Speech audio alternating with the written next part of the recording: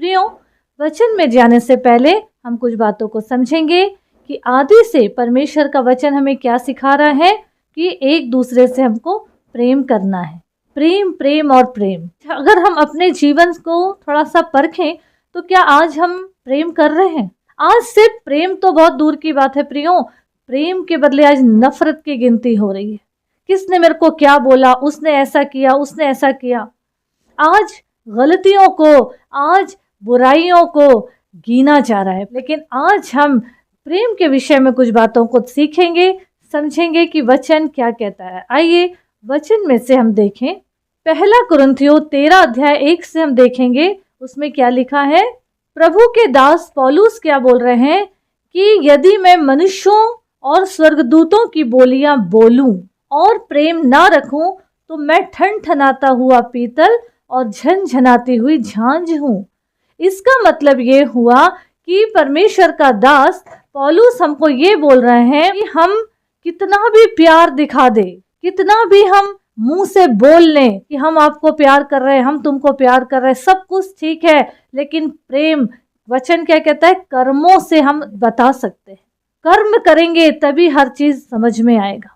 लेकिन सिर्फ हम मुंह से बोल रहे हैं और कोई ऐसी कर्म समझ में नहीं आ रहा है, तो वचन क्या कहता है कि हम ठनठनाता हुआ पीतल और झनझनाती हुई झांझ का मतलब ये है कि अगर हमारे पास कोई ढोल बजा रहा हो, छन छन बजा रहा हो, कुछ भी ऐसी चीज जो तेज आवाज की, तो हमारे कान के पर्दे फट जाएंगे। वो चीज हमको अच्छे नहीं लगेंगे, हमको वो चीज बोझ जान पड़ेगी। मतलब कहने का ये है कि जो लोग दिखावा करते हैं कोई भी बात में, विशेषकर प्रेम के मामले में, तो ये लोगों को बोझ लगता है। क्यों? क्योंकि आज ऐसा मतलबी और स्वार्थी दुनिया हो गई है कि लोग प्रेम तभी करते हैं जब किसी से जरूरत पड़ता है, किसी की जरूरत है, किसी से कुछ पाना है। इसीलिए आज विश्वास की घटी होते चली जा रही है। प्रियो, वचन हमसे क्या बोलता है आगे, आइए हम देखें कि यदि मैं भविष्यवाणी कर सकूं, भेद प्रकट करूं, सब कुछ बता दूं, पहाड़ों को भी हटा दूं,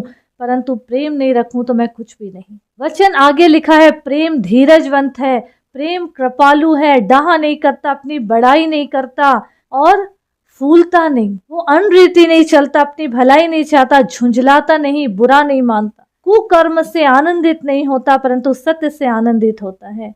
वो सब बातें सह लेता है, हर बातों की प्रतीति करता है, सब बातों की आशा रखता है और सब बातों में धीरज धरता है। अगर हम पहला कुरिन्थियों का 13 अध्याय पढ़ेंगे तो पूरी बातें प्रेम के विषय में लिखी है। आगे लिखा 8वें पद में, प्रेम कभी टलता नहीं, भविष्यवाणियां हो तो समाप्त हो जाएंगी, भाषाएं हो तो जाती रहेंगी, ज्ञान हो तो मिट जाएगा।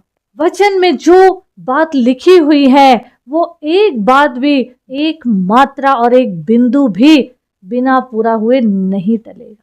सब कुछ टल जाएगा लेकिन प्रेम कभी नहीं टलेगा। वचन कहता प्रेम टलता नहीं, नहीं टलेगा। इसी प्रेम की वजह से प्रभु यीशु मसीह इस पृथ्वी में आए, इसी प्रेम की वजह से परमेश्वर ने हमारे प्रेम के खातिर अपने इकलौते पुत्र को भेज दिए कि जाओ इनके लिए अपनी जान दे दो। सिर्फ प्रेम।